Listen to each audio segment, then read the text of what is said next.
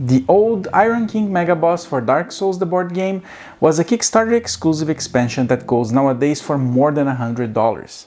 But last year, Steam-forged Games opened their vaults, selling old Kickstarter exclusive expansions for Resident Evil 2, Horizon, and Dark Souls board games, and we grabbed our copy since we were missing 2 Mega Bosses to complete our collection. Today we will review this Mega Boss expansion, combat, and what are the differences between the original and the reprint, which was updated for the new Dark Souls board game core sets. Hi, my name is Nick and we are Tabletop Duo.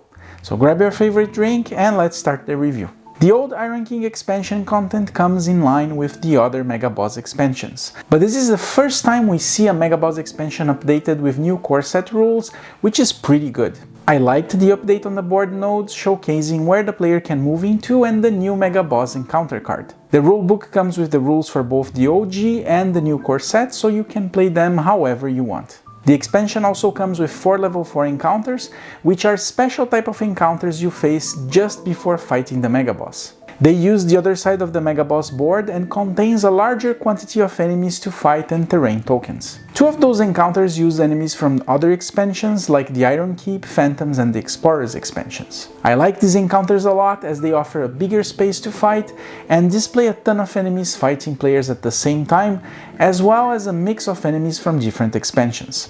I just think that there was a missed opportunity here to redesign the level 4 encounters to the new core set's encounters design.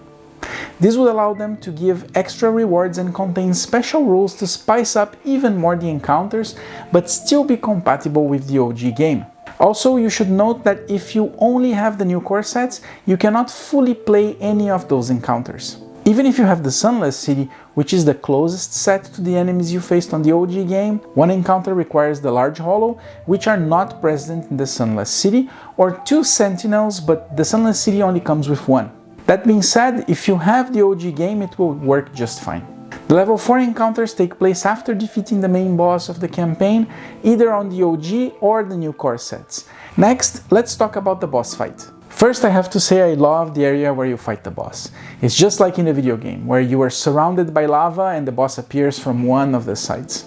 This board is also different from the other Mega Bosses, as the nodes where the lava is have been removed, so it's really customized for this battle. The old Iron King has a very unique type of combat. First, it does not move around the entire board. It can only move to one of the 3 nodes marked with its symbol. This happens whenever the players draw a card with the beam symbol. This makes the boss teleport to one of those nodes and unleash a beam attack that deals damage to a series of nodes around the board.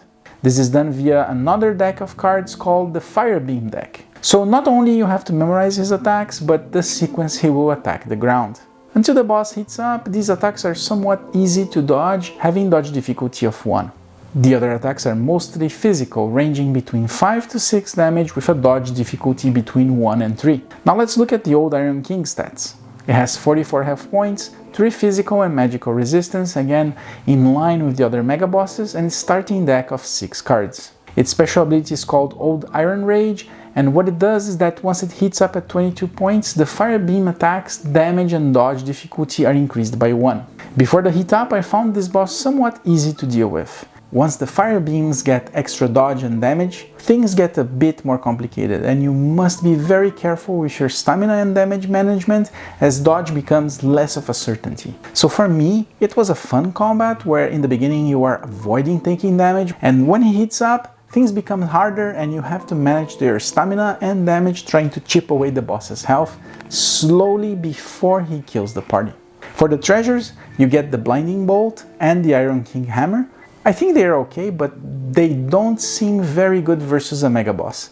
Maybe if added earlier during the campaign, like after killing the mini boss, they will feel useful.